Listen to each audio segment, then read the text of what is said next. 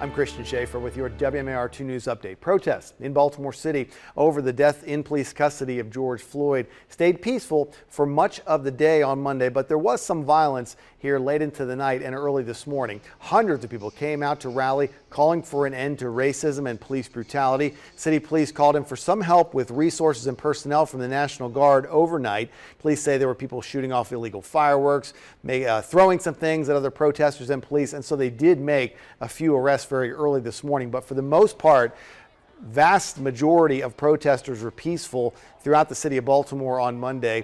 And there were some touching moments as well. At one point, demonstrators asked Baltimore police to take a knee with them. That Baltimore can unite. We is one.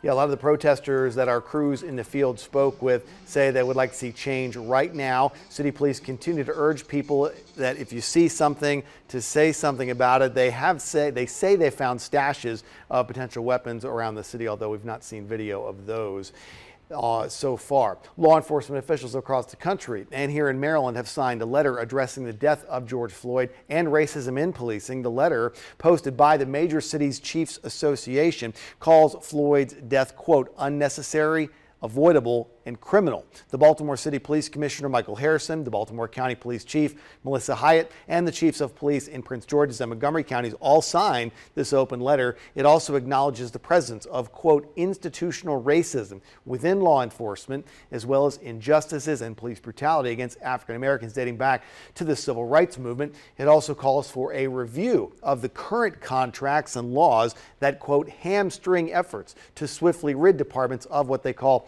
problematic behavior. Today is presidential primary election day in Maryland. It's already been delayed by the coronavirus pandemic, and now it is being affected by those protests over the death of George Floyd. Because the demonstrations wound up being so close to the headquarters of the Baltimore City Board of Elections, ballots that were already mailed in have now been moved to a different and more secure location. Drop boxes have been set up in jurisdictions across the state so you can fill out your ballot, sign the envelope, and then just drop it into one of those boxes, or just drop it in the mail. You don't even need to put a stamp on it. It does, though, have to be postmarked by today or your ballot won't be counted. You do have the option to vote in person, although state officials are hoping this is mostly mail-in election. There's at least one polling place open in each county and several in Baltimore City until 8 o'clock tonight. There are new protocols in place to keep voters safe. You have to stand 6 feet apart in line, and in Baltimore City, voters are being required to wear a mask to enter the polling place. We have a full list of the sites on the website right now, WMAR2news.com.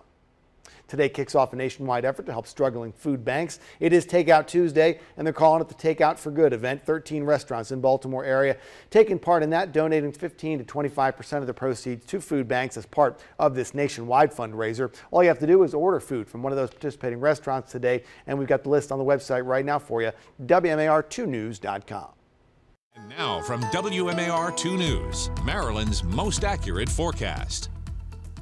Happy Tuesday, everyone. On this Tuesday, we are tracking more clouds. Oh yeah, yesterday at this time, we had lots of sunshine out there. Not the case for today. Clouds out there. We also do have the potential for a few spotty showers for today. And we're also tracking the heat and the humidity that will come in here tomorrow and the strong to severe thunderstorms that will come in here tomorrow as well. So this is the Futurecast picking up on, again, a few spotty showers as we go through the morning hours. We could have another light little round as we go into the afternoon, but mainly, and most of us will be staying dry today. As we head towards tomorrow, that's when we'll start to get the chance for scattered showers and thunderstorms to rumble through the area as we head more towards the late afternoon evening time frame. We will get the heating of the day, so we will see plenty of sunshine tomorrow. It's going to be more humid tomorrow as well, and that is what's going to fuel some of those thunderstorms, and some of those could be on the strong to severe side. So the Storm Prediction Center does have us in a slight risk. On a scale of 1 to 2, we are in a 2. The biggest threats will be damaging gusty winds and also some large hail, but I can't rule out an isolated tornado. That threat is not 0 as we head into tomorrow. So this is what we're working with in terms of temperatures for today. For highs, mid 70s to upper 70s, and then by tomorrow it gets downright hot. We skip the 80s and head right to the 90s as the humidity will come back in. Again, those thunderstorms could be strong to severe, and then we'll keep the chance for some scattered showers and thunderstorms in the forecast Thursday right through your Saturday. Temperatures will be in the 80s, and then finally, Christian, we will be nice and seasonal with plenty of sunshine as we work our way into Sunday. Thanks, Lynette. That's a hot day tomorrow. Stay with us online at WMAR2news.com all day long for updates on top stories and breaking news. And for news and weather on the go, you can download the WMAR2 News app from the App Store. It's got live radar, and you can set up breaking news alerts to come straight to your phone or tablet. Thanks for watching. I'm Christian Schaefer.